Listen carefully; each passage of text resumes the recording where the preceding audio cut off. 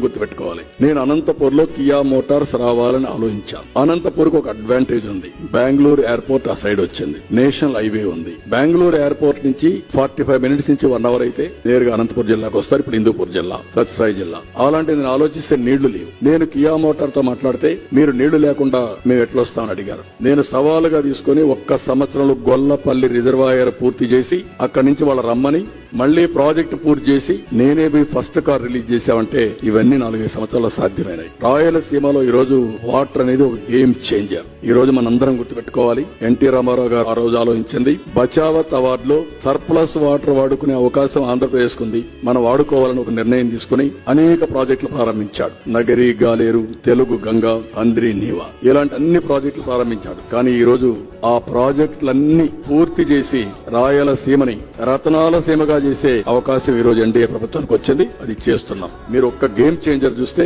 మొన్నే 3,850 కోట్ల రూపాయల ఖర్చుతో 740 కిలోమీటర్లు కెనాల్ అంతా వెడల్పు చేసి 3,850 క్యూసెక్స్ ఆఫ్ వాటర్ తీసుకొచ్చి నేరుగా మల్యాల నుంచి కుప్పం వరకు నీళ్లు తీసుకొచ్చాం.